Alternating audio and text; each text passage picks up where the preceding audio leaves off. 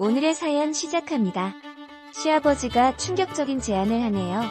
안녕하세요. 저는 30대 초반이고 결혼을 한 달 앞둔 예비 신부예요.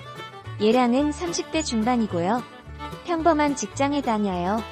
저는 얼마 전 기가 막힐 일이 있었어요. 바로 시댁 이야기예요. 시댁은 시아버지 시어머니 얘랑 그리고 5살 터울의 시누이가 있어요.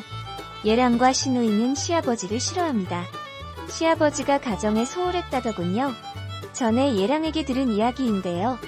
시아버지는 젊었을 때부터 뚜렷한 직장을 가지고 있지 않았고 역마살 있으셨대요. 그래서 1년에 집에 있는 날은 얼마 없었고 거의 대부분을 외지로 돌아다니셨다네요. 그래서 시어머니는 얘랑과 시누이를 혼자 몸으로 키우셨어요. 거기에다 여자 문제도 복잡해서 시어머니 속을 많이 썩였다고 했어요. 그렇게 가정에는 소홀하고 어머니에게 잘못하니 당연히 얘랑과 시누이가 아버지를 싫어할 수밖에 없었죠. 남편이 가장 노릇도 못하고 이지로 돌아도 시어머니는 자식들을 올바르게 키우려고 노력하셨어요. 시어머니의 노력과 희생이 헛되지 않게 얘랑과 시누이는 학창시절 사고 한 번 치지 않은 모범생이었대요. 남편은 대학교도 장학금을 받으며 다녔고 졸업하자마자 취업했어요. 누이도 마찬가지였죠. 하지만 시아버지는 그런 시어머니의 노고도 모르는 것뿐만 아니라 뻔뻔하고 염치가 없으신 것 같더군요. 예비 며느리인 제 생각은 아니고 남편이 늘상 하는 말입니다. 어떻게 제가 아버지 될 분을 그렇게 함부로 말하겠어요. 여하튼 시아버지는 젊었을 때는 가정을 나 몰라라 하다가 연세가 드셔서 타지 생활이 힘드니 가정으로 돌아와 누가 봐도 걱정 없이 편하게 사십니다. 얘랑이 해준 말에 의하면 아버지는 얘랑이나 시누이가 집에서 자기를 보고 인사도 안 하고 무슨 말을 걸어도 대립도 안 하고 무시한다고 기분 나쁘다고 한다네요. 그럴 때마다 뭘 믿고 그러는지 아버지의 권위를 꼭 LH 세우시며 말씀하세요. 가족들에게 해준 것도 없으면서 아버지를 이렇게 대하면 안 된다. 본인 말을 잘 들어야 한다. 가장의 위신을 깎아내리면 안 된다. 또 자식들이 이러는 건 다 시어머니가 잘못 키운 게 다. 라며 시어머니를 탓을 한다네요. 남자로 태어나 결혼하고 애를 낳고 나이만 많으면 가장이 되는 건가요? 가장의 노릇을 다해 가장으로 대접을 받죠. 가정을 부양하고 책임지는 게 가장의 1순위 조건이라고 생각해요. 그런데 아무것도 하지 않으시고 단순히 가족 중에 제일 나이 많으시다고 가장 행세하고 하시는 거 없이 대접만 받으려는 아버님은 제가 봐도 솔직히 염치가 없는 분 같았어요. 시댁 가족 이야기는 여기까지 할게요. 본론으로 들어갈게요. 한 달 전 일이네요. 시아버지 때문에 시댁이 발칵 뒤집힐 일이 있었어요. 갑자기 시아버지가 할 말이 있다고 집으로 오라고 했어요. 시아버지는 가족들을 모두 모아놓고 중대 발표를 하겠다더군요. 젊었을 때부터 여자 문제로 시어머니를 힘들게 하셨던 시아버지는 뻔뻔하게도 얘랑보다 1살 많은 여자와 재혼하겠다며 임신까지 했으니 시어머니와 이혼하겠다고 했어요. 그 말을 듣고 저는 시아버지가 연세도 있으신데 참 주책이다 싶었어요. 그리고 조만간 자식들을 저희들한테 소개시켜줄 테니 그리하려고 만나며 어머니 하면서 과듯이 대하라고 하는 거예요. 그리고 그것도 모자라서 거처가 정해질 때까지 데리고 들어와서 같이 산다고 하는 거예요. 도대체 무슨 말씀이신지 모르겠더군요. 시어머니가 뻔히 계시는 이 집에 그 여자를 데리고 들어와서 같이 사신다니 어떻게 그런 생각을 하셨는지 어이가 없었어요. 그 말을 들은 얘랑은 당연히 불같이 화를 냈고 당신 같은 사람은 아버지도 아니라고 다신 연락도 하지 말라고 당장 이 집에서 나가라고 소리치더군요. 제가 봐도 이건 정말 아닌 것 같다는 생각이 들었어요. AI 아버지는 창피한 것도 없으신지 저까지 불러서 저러고 싶으실까 하고 생각했어요. 그런데 시어머니는 아버지한테 그게 무슨 말버릇이냐며 도리어 얘랑을 꾸짖더라고요. 얘랑은 분이 안 풀리는 듯 씩씩대며 밖으로 나가버렸어요. 저는 얘랑을 쫓아서 따라 나갔어요. 저는 얘랑에게 어머님이 무슨 생각이 있겠지. 화내지 말고 들어가서 뭐라고 하들어보자. 응. 이라고 하며 얘랑을 겨우 달래서 데리고 들어왔어요. 저희가 들어가자 이야기가 다 끝난 듯 집안이 조용하더군요.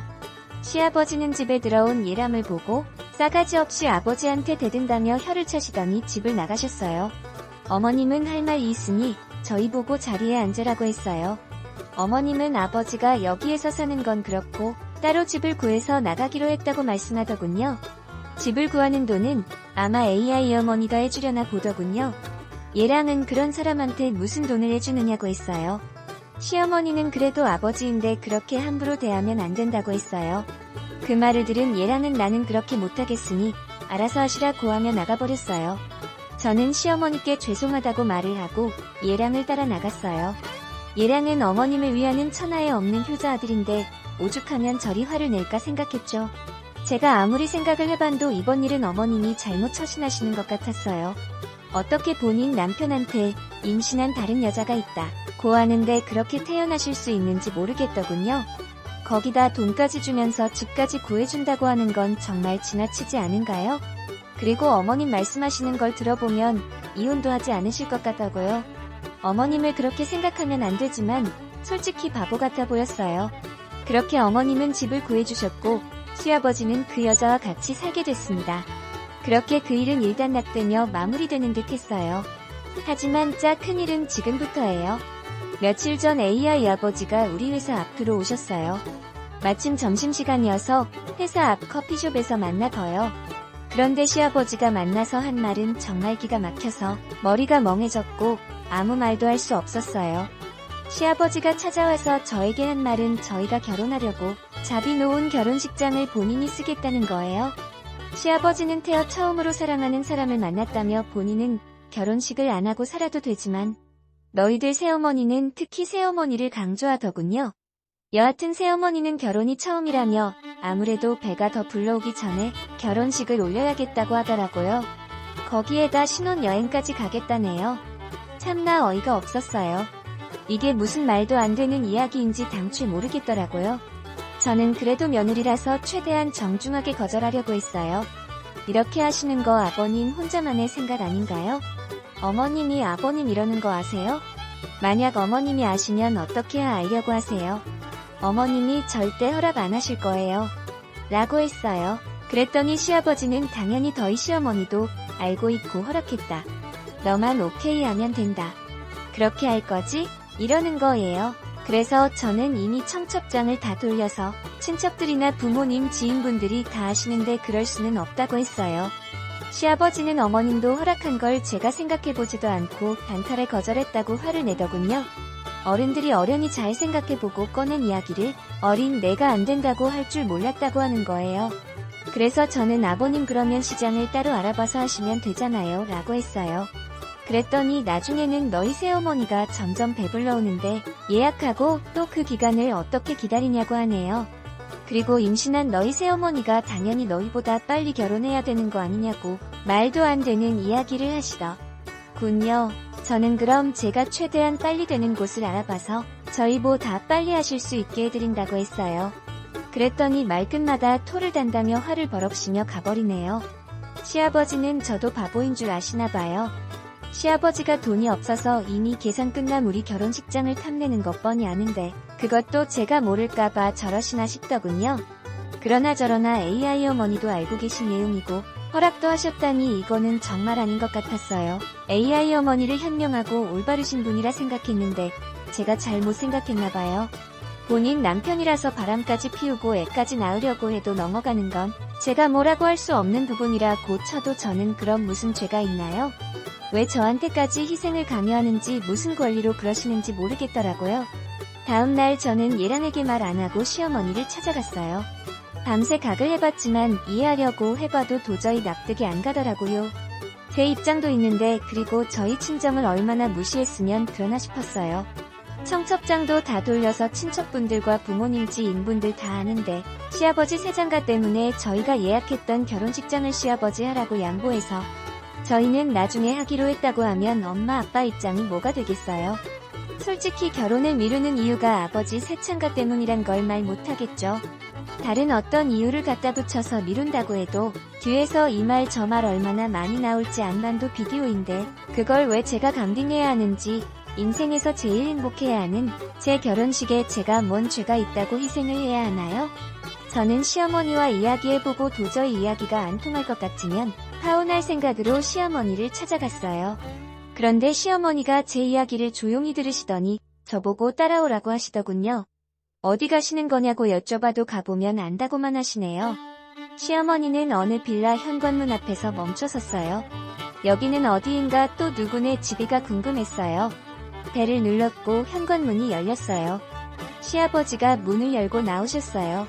거기는 시아버지가 새로 구한 집이었어요. 시어머니는 시아버지를 보자마자 멱살을 집었어요. 그리고 신고 가신 신발 한쪽을 벗어들고 아버지를 패기 시작했어요. 시아버지는 갑작스러운 어머님의 행동에 빈항 한 번 못하고 소리 한 번 못 지르고 꼼짝없이 당하더군요. 시어머니는 거기에 멈추지 않으시고 시아버지 머리채를 잡아둬요.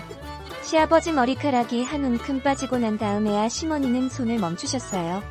시어머니는 시아버지 잡들이를 끝내고 나서 젊은 엑스하고 바람 피워서 임신까지 시킨 것도 모자라 하나뿐이 없는 아들 결혼식에 지가 들어가겠다고 그러냐? 네가 사람이냐? 내가 참고 있으니까 네가 좋아서 참은 줄 알았냐? 너랑 이제 안 산다. 안 살아. 이 집도 내 명의니까 당장 다른 데 구해서 나가고 다신 우리 앞에 나타나지 마. 알았어? 라고 하셨어요. 그 여자는 시어머니 서술에 이러지도 못하고 저러지도 못하고 가만히 있더군요. 어머님은 멋지게 시아버지에게 한 방 먹이고 집으로 돌아가는 길에 저에게 이런 꼴을 보여서 미안하다. 내가 참은 것은 너희들 결혼할 때 애라고 참석이라도 시키려고 그런 거다. 너희들 결혼식 흠 안 잡히게 하려고 참은 거야. 그런 내가 이런 모습 너에게 보여주는 것은 저런 사람을 앞으로 시아버지로 생각 안 하고 살아도 된다고 말하고 싶어서 그런 거야. 신앙이야 혈육이라 용서하고 볼지는 모르겠지만 너는 싫은데 참고 그럴 필요 절대 없다. 너는 더 하고 싶은 대로 하거라. 알겠지? 라고 하시네요. 저는 네 알겠습니다. 어머님이라고 했어요. 그때의 어머님은 정말 멋져 보였습니다. 어머님을 바보 같다고 생각해서 죄송스러웠어요. 어머님은 끔찍하게 싫은데도 자식들을 생각해서 참으셨는데 저는 그런 어머님 마음도 몰라주고 어머님을 바보 같다고 생각했으니 제가 생각이 짧고 어리석었어요.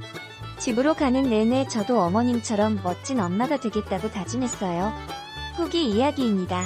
그 일이 있고 난 뒤 시어머니는 저희 부모님을 만나 그간에 있었던 일을 가감 없이 다 이야기하셨고 결혼식에는 시어머니만 참석하실 거라며 죄송하다고 하셨어요. 저희 부모님은 아니라고 마음 쓰지 마시라고 하며 그 얼마나 힘드셨겠냐고 시어머니를 위로하셨죠. 그러면서 저에게 시어머니 좋은 분이시 잘 모시라고 하셨어요. 아 참 시어머니는 그 일이 있기 전부터 저희가 결혼하고 나면 이혼하려고 생각하시고 이것저것 다 알아보셨더라고요.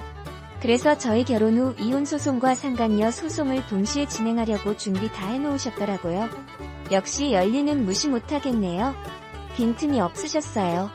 자식들 혼사 앞두고 속으로만 끓이시고 내색을 하지 않으시는 저희 시어머니 정말 멋진 어머니이신 것 같아요. 앞으로 결혼 후에 어머님께 많이 배워서 저도 꼭 현명한 엄마가 될 거예요. 오늘도 제 채널을 방문해주셔서 감사합니다. 더 나은 더 기막힌 사연으로 찾아뵙겠습니다. 구독 잊지 마시고 알림 설정해두시면 다음 영상을 빠르게 보실 수 있습니다.